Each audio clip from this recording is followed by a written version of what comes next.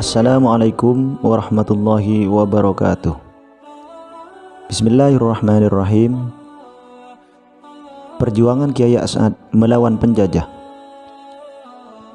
Tak hanya sebagai ulama yang menyebarkan ilmu agama dan memimpin pesantren, Kiai As'ad juga turun gunung bergerilya berjuang mengusir penjajah Jepang dari Jember. Di pondok pesantren Raudhatul Ulum, Sumberwuringin Sukowono yang menjadi markas utamanya, Kiai As'ad menyusun strategi dan melancarkan serangan untuk melumpuhkan penjajah. As'ad remaja memimpin para pejuang untuk melawan serdadu Jepang di Garahan, Kecamatan Silo. Bersama pejuang lainnya, bergerilnya dari Sumberwuringin menyusuri jalan puluhan kilometer, naik turun lembah, menembus hutan belantara dan menyeberangi sungai. Gerakannya tercium musuh dan dicegat pasukan penjajah di Sungai Keramat. Pada masa perjuangannya, Kiai As'ad bersama dengan sepupunya Kiai Haji Abdus Somad sempat mendapatkan kursus teknik dasar militer di Jember. Dengan modal ini pula, bersama kiai lain menyusun pergerakan yang dipadukan dengan kekuatan rakyat dan para santri. Sosoknya yang berkarisma menjadikannya disegani masyarakat yang berada di kawasan Banyuwangi, Situbondo, Bondowoso, Probolinggo, Jember, Lumajang, dan Pasuruan. Terutama disegani oleh ketiga laskar di kawasan itu, yaitu Laskar Sabilillah, Hizbullah, dan Pelopor. Semua kiai yang berada pada Laskar Sabilillah menaati semua strategi yang dibuatnya. Begitu juga dengan para santri yang berada pada Laskar Hizbullah, mereka dengan senang hati mengikuti strategi pergerakan perjuangan. Tak hanya kiai dan para santri, rakyat termasuk para preman yang berada pada barisan Laskar Pelopor juga mengikuti strategi Kiai As'ad. Pasukan yang dipimpin berhadapan langsung dengan musuh. Meskipun begitu, Kiai As'ad bersama pasukan bisa mengatasi para penjajah Jepang, sehingga membuat lari menuju ke tengah hutan. Gerakan pasukan Kiai As'ad membuat Jepang nyalinya ciut dan akhirnya berhasil diusir tanpa peperangan di Garahan. Pesan beliau dalam berjuang membela negara adalah dengan niat memperjuangkan agama dan negara, memperjuangkan agama untuk akhiratnya, dan memperjuangkan negara untuk dunianya. Kiprah Kiai As'ad di panggung politik.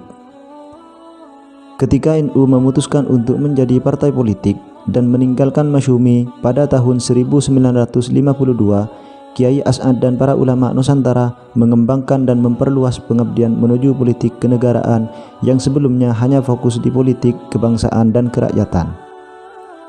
Bahkan pada tahun 1957 sampai 1959, Kiai As'ad menjadi juru kampanye partai politik dan dipercaya mengemban amanat sebagai penasihat pribadi Wakil Perdana Menteri kala itu, yaitu Kiai Haji Idham Khalid.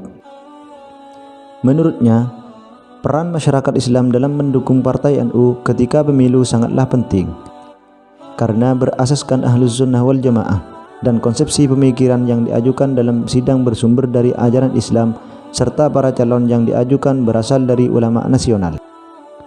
Alasan inilah yang menjadikannya berjuang dari satu tempat ke tempat lain yang tak lain demi membela NU di ranah politik.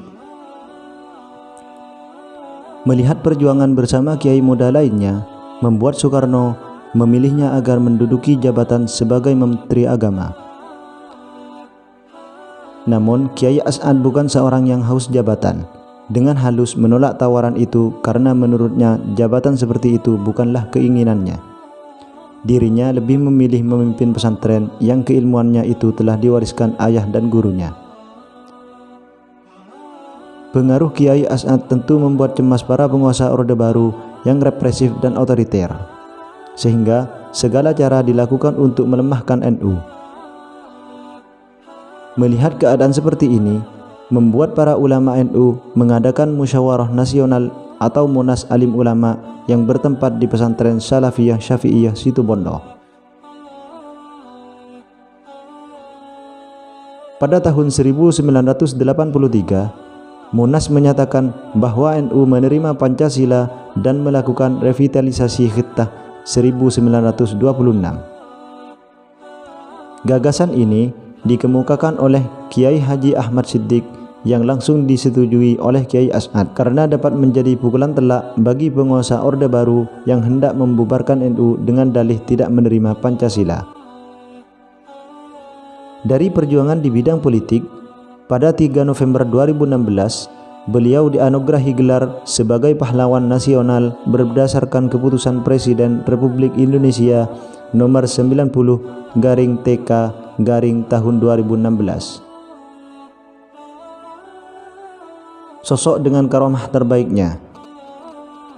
Sebagai seorang kiai dan ulama besar, Kiai As'ad tidak hanya menguasai ilmu dari guru dan kitab, juga menguasai ilmu yang dianggap oleh masyarakat sebagai ilmu gaib. Muridnya berasal dari kaum Bromo Corah, preman atau berandalan yang mendalami ilmu kanugerahan, yaitu ilmu kegebalan tubuh. Ketika sesama, mereka dibekali oleh sebuah pedang dan celurit untuk saling bacok. Namun tidak ada dari mereka yang cedera sedikit pun. Salah satu dari muridnya yang bernama Mabruk, dulunya seorang preman yang kemudian bergabung pada Laskar Pelopor untuk menghadapi pasukan penjajah dan beberapa hari telah mendalami ilmu kanugerahan tersebut beserta silatnya. Ia juga disuwuk atau ditiup dengan doa oleh Kiai As'ad. Kemampuannya dibuktikan ketika perjalanan di daerah Dabasah yang merupakan tempat gudang senjata para penjajah. Dengan izin Allah, Laskar Pelopor berhasil mengambil 24 pucuk senjata dan sejumlah amunisi tanpa mendapatkan perlawanan sedikit pun. Dengan ilmu gaib yang telah dibekalkan ke pasukan Laskar Pelopor tersebut oleh Kiai As'ad, mereka mampu masuk gudang tanpa terlihat oleh pasukan penjajah. Demikian kisah dari Kiai As'ad melawan para penjajah, dan beliau meninggal pada tahun 1990, tepatnya pada tanggal 4 Agustus di Situbondo pada usia 93 tahun. Wallahu a'lam bishawab. Wassalamualaikum warahmatullahi wabarakatuh.